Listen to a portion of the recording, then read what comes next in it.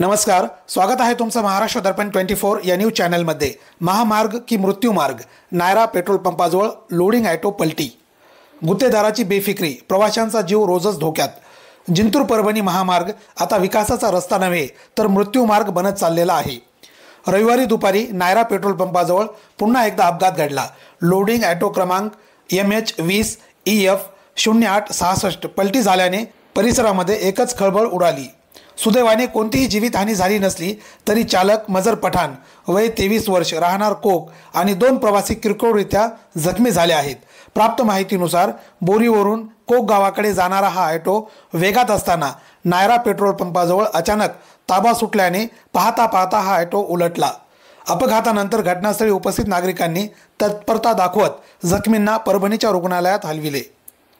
ग्रामस्थांनी संताप व्यक्त करताना सांगितले की या ठिकाणी दर काही दिवसांनी अपघात होतोय।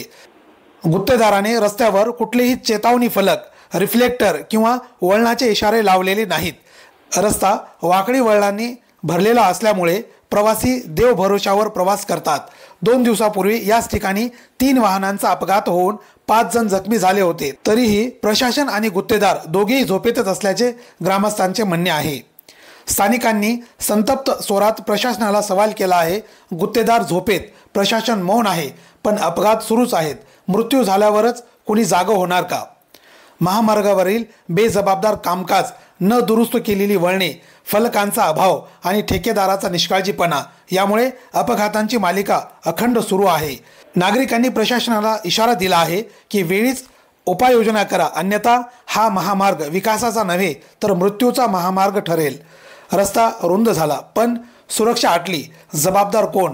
गुत्तेदार, प्रशासन की आपलीच बेफिक्री? या प्रश्नांचं उत्तर मिळेपर्यंत महामार्ग की मृत्यू मार्ग हा सवाल प्रत्येक अपघातासोबत अधिकच तीव्र होत आहे। ब्युरो रिपोर्ट, महाराष्ट्र दर्पण 24।